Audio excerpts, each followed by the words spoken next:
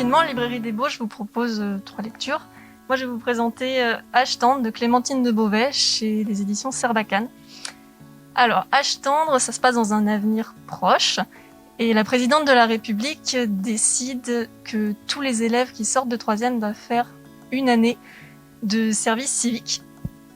Et on suit Valentin, dont les vœux n'ont pas du tout été respectés, et qui se retrouve dans une unité de soins pour les personnes atteintes d'Alzheimer. Au début, il n'est pas très content de devoir passer une année ici, et au fur et à mesure, il s'attache aux pensionnaires.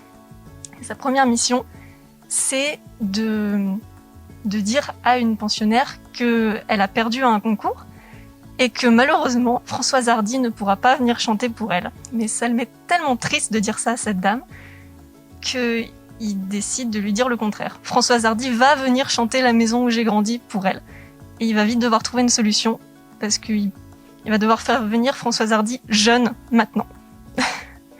Et c'est un roman très drôle, parfait pour oublier les problèmes. Le seul point négatif, si je peux dire, c'est qu'on a les chansons de Françoise Hardy dans la tête toute la journée après. C'est un livre qui permet, qui qu'on soit, d'inventer une vie dehors, de faire à manger dans la forêt, de quitter un petit peu la ville ou même d'y rester et de jardiner, de partir dans sa voiture et d'explorer de nouveaux territoires. C'est un livre de liberté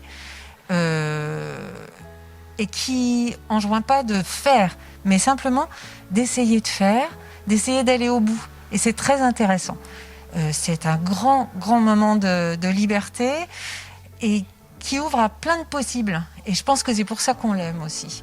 Alors, on regarde, ça fait rêver. Et en ce moment, c'est important parce que ça donne de l'air. Et je crois qu'il y a rien de plus intéressant. On va continuer notre voyage en parlant cuisine.